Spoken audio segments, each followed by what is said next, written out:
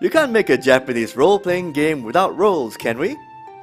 Thanks to Final Fantasy's method of character generating, we now have heroes named after meteorological effects, old man named Sid who almost always is an engineer or mechanic in some way, and tween upstarts acting way too big for their britches. And believe me when we say we wouldn't have it any other way. Join me as we celebrate the different Final Fantasy hero archetypes. And we start off with the #1 reason why there are so many female gamers who adore this series. It's hard to make a Final Fantasy title without the inclusion of the mopey stoic jerk who gets top billing.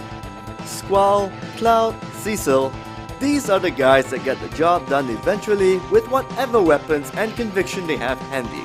Like, oh say a giant buster blade bigger than its wielder, or a gun attached to a sword, or is it the other way around? But when you start off, it's hard to feel for them when they're stonewalling all sorts of positive and emotional feedback from their well-meaning pals. But the ladies do love the bad boys with a bit of thick air of mystery surrounding them, ready to be peeled off like onions and bananas. Special mention should also go to Lightning from Final Fantasy XIII for being the first female to take up this mantle. On the other side of the hero coin, you've got your top billers who see the world with a half-glass full mentality. It doesn't matter if there's a giant blue knight trying to unleash a giant demonic tree onto the world, or if the writers are ripping off Dragon Ball Z close to a story's climax. These guys will always find a way out of a world-ending situation without sounding dejected one bit, as well as not having much of a fashion sense. Of course, all sense of mystery is gone with these fellows, since they're kinda by the books with the whole good versus evil thing, which kinda puts the sulky emo boy heroes in the lead for getting the most girl fans. Do note, however, that both these archetypes will have some sort of gimmick to make them interesting, like being an alien, a clone, or a basket case.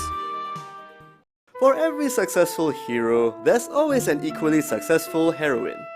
Usually taking up the role of the support or healer, or at times a pugilist with big eyes, she'll always stick to her man from the moon or her manifestation of dead people's dreams. Frail of body but strong in will, she'll almost always rely on the main male lead, though at times they do take charge whenever said hero is incapacitated. Don't let her demure stature fool you, she can still kick enough ass thanks to her incredibly high magic stats and summoning abilities. You mostly hate these younglings, but you can't help but feel your optimism and cheerfulness sink into your very core soul. When an insane plot twist involving time compression wrecks your day, who better than Selfie to start blurting out stuff from her online diary to make things irrelevant than it already is? We also like our Perky MCHAPPYSONs play the role of thieves and match wits with our heroes. Not so much this abomination of saturine here.